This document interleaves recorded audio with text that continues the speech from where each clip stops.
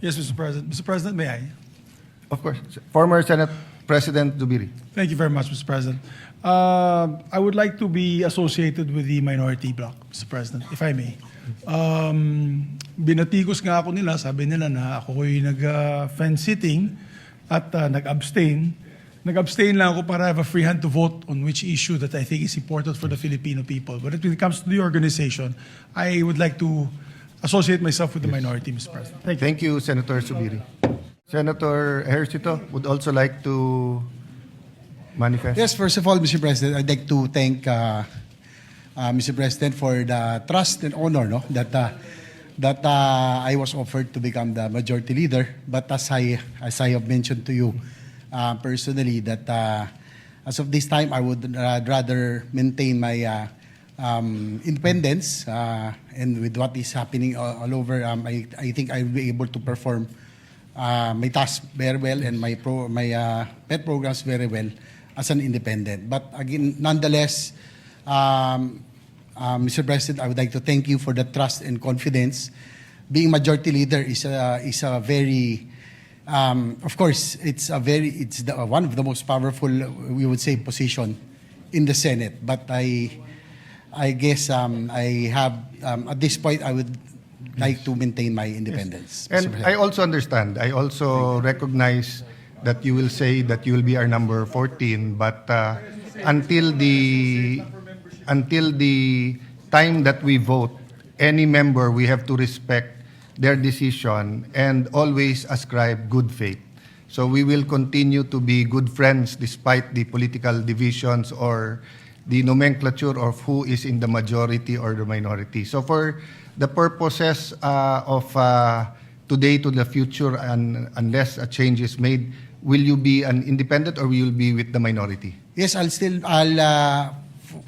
for now, Mr. President, I'll be with the minority. Okay. But again, I would like to thank you for that and for the respect, and we will all still be friends no matter what. Thank you, Mr. Thank you, President. Senator Ejercito. So the Secretariat has that noted, and we can now compute the membership at a 13-11 proportion, so that we do not, we're not accused of any delay.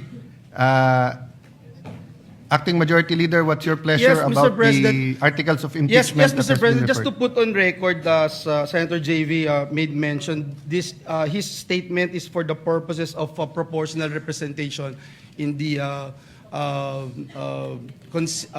membership of committees. Also, Mr. President, Senator Lacson asked this representation to put also on record the membership of the Senate Committee on Rules or ex officio members would have to be the new ex officio members. So just to put that on record, Mr. President. That's a correct observation Yes. from Senator Lacson. Thank you.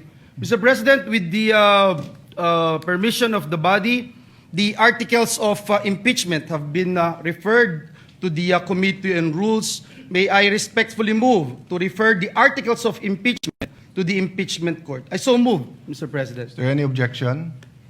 There's no objection. It is so referred. Mr. President, may I move that we suspend the session to convene the impeachment court. So move, Mr. President. If there's no objection, we will suspend and convene the impeachment court.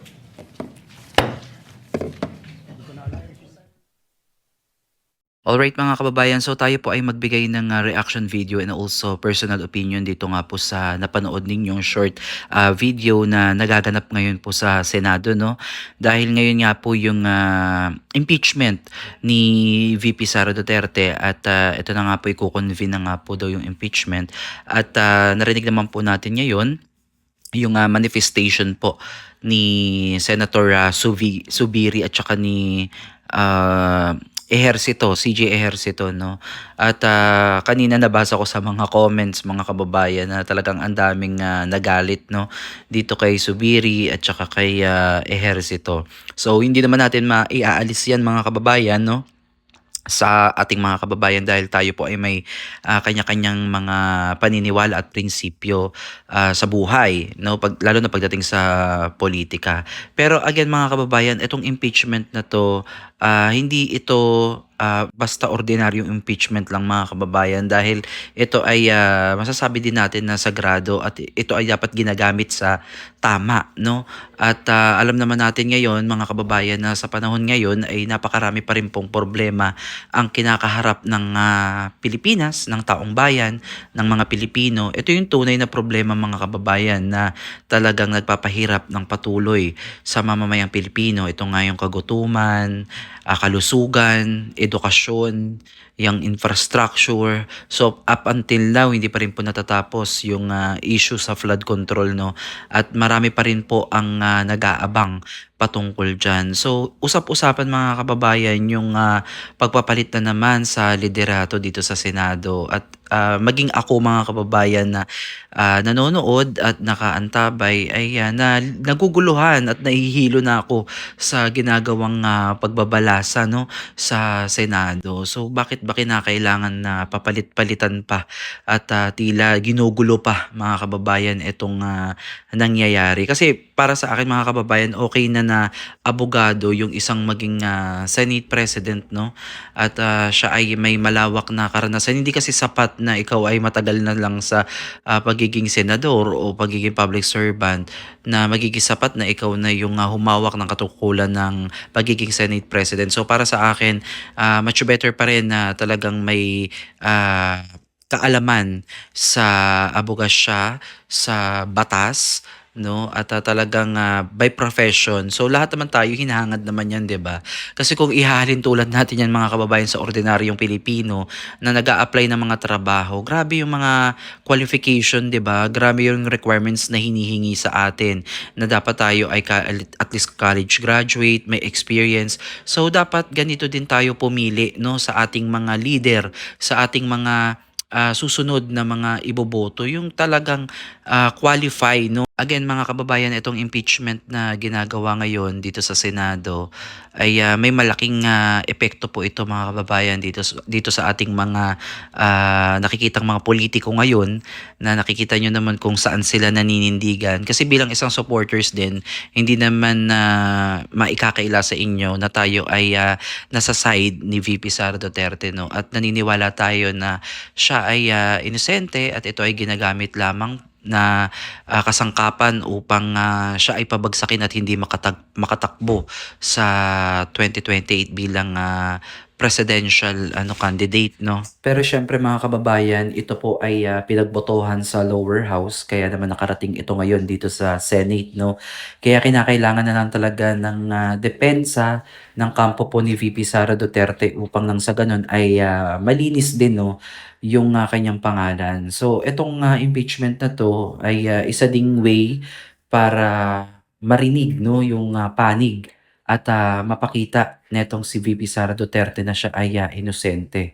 So itong platform na to ay sana ay mabigyan talaga ng hustisya at manaig talaga yung katotohanan upang nang sa ganon itong mga aligasyon na ipinupukol sa Vice Presidente ay tuluyan ng masagot at matapos na, no, upang maituon na ng ating mga lingkod bayan yung kanilang tunay na mandato na unahin yung kapakanan ng ating bansa at ng kanilang mga nasasakupan. Tayo na naghalal sa kanila upang maupo sa kanilang mga pwesto, no.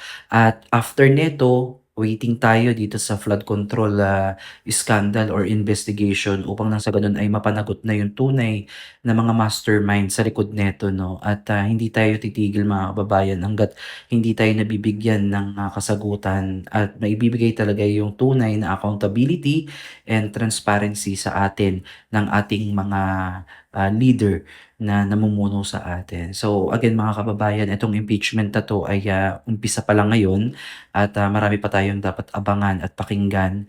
At natutuwa ako dahil ang daming nag-engage ngayon, ang daming nanonood at nakabantay ngayon sa mga senador na nagsasalita at sino yung mga ano yung mga kanilang mga sasabihin ngayong araw na to. So let's watch this. Abangan nyo pa yung mga susunod nating update at mga reaction video. So kayo mga kababayan, ano yung opinion nyo tungkol dito sa naging impeachment? Beginning ng impeachment ni VP Sara Duterte. Comment down below.